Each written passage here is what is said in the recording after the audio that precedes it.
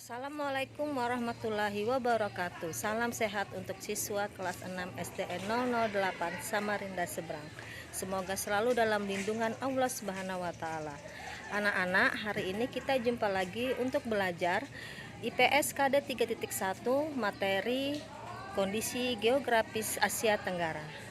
Setelah pembelajaran hari ini, diharapkan siswa dapat menyebutkan negara-negara di kawasan Asia Tenggara.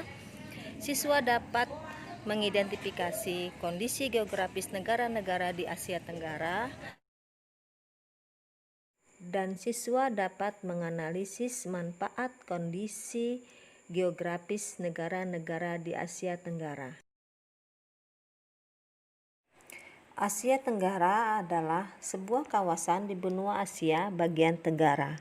Letak Asia Tenggara secara astronomis, Asia Tenggara terletak pada posisi 28 derajat lintang utara sampai 11 derajat lintang selatan dan 92 derajat bujur timur sampai 141 derajat bujur timur.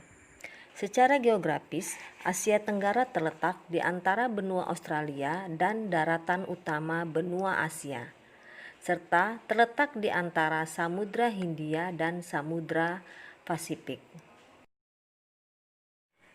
Negara-negara yang terletak di kawasan Asia Tenggara adalah Indonesia, Singapura, Malaysia, Brunei Darussalam, Thailand, Laos, Kamboja, Vietnam, Filipina, dan Timur Leste.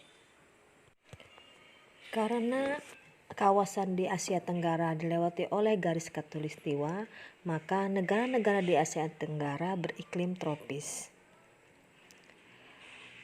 Oleh karena beriklim tropis, maka pertanian adalah komoditas utama negara-negara di Asia Tenggara, yang mana padi adalah makanan pokok mayoritas negara-negara di Asia Tenggara. Karena luasnya wilayah kawasan Asia Tenggara, terdapat perbedaan antara negara-negara di Asia Tenggara. Di antaranya adalah perbedaan rumpun bahasa dan suku bangsa, juga perbedaan pada sistem pemerintahan negara-negara di Asia Tenggara. Berikut adalah pemanfaatan kondisi geografis negara-negara di Asia Tenggara. Indonesia merupakan negara kepulauan sehingga memiliki luas perairan yang besar yang dimanfaatkan hasil lautnya seperti ikan, rumput laut, udang, dan garam. Juga pantai-pantai yang indah dimanfaatkan sebagai tempat pariwisata. Dataran rendah di Indonesia yang luas dimanfaatkan sebagai lahan pertanian dan perkebunan yang menghasilkan padi, sayuran, karet, dan perkebunan kelapa sawit. Hutan Indonesia menghasilkan rotan dan kayu jati yang dimanfaatkan sebagai bahan peralatan rumah tangga. Hasil tambang yang melimpah seperti batu bara, minyak bumi, dan gas alam dapat dimanfaatkan sebagai sumber energi dan sumber devisa negara. Letak Indonesia yang strategis dimanfaatkan sebagai jalur perdagangan internasional. Malaysia. Sebagian kondisi geografis Malaysia adalah hutan yang luas. Hasil hutan seperti kayu menjadi komoditas ekspor. Sepanjang pantai barat dari Perak hingga Negeri Sembilan dimanfaatkan sebagai lahan pertambangan seperti kilang minyak di Kuala Trengganu dan timah di Perak.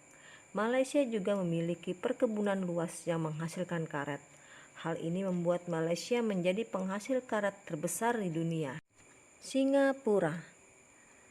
Sumber daya alam yang dimiliki Singapura relatif sedikit. Usaha pertanian dilakukan secara hidroponik. Walaupun sumber daya alam Singapura sedikit dan wilayah negaranya kecil, Singapura mampu mengembangkan kegiatan ekonomi sektor industri, jasa, dan perdagangan. Oleh sebab itu, Singapura mampu menjadi satu-satunya negara maju di Asia Tenggara. Brunei Darussalam. Sebagian besar bentang alam Brunei menyimpan minyak bumi dan gas alam yang menyumbang 40% pendapatan negara. Minyak bumi dan gas alam tersebar di wilayah Miri dan Kuala Belair. Dataran rendah dimanfaatkan penduduk sebagai lahan pertanian yang menghasilkan padi, kelapa, lada, dan buah-buahan.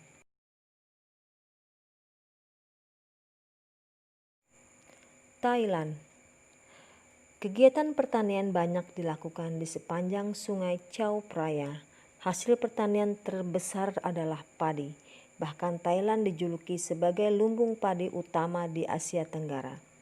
Selain hasil pertanian, ada pula hasil pertambangan seperti timah, timbel, seng, dan mangan yang banyak dijumpai di semenanjung Thailand. Sungai Mekong dan Chao Phraya, Selat Malaka, dan Teluk Siam dimanfaatkan penduduk untuk kegiatan penangkapan ikan. Filipina merupakan negara kepulauan. Filipina adalah satu-satunya negara di Asia Tenggara yang tidak memiliki batas darat dengan negara lain.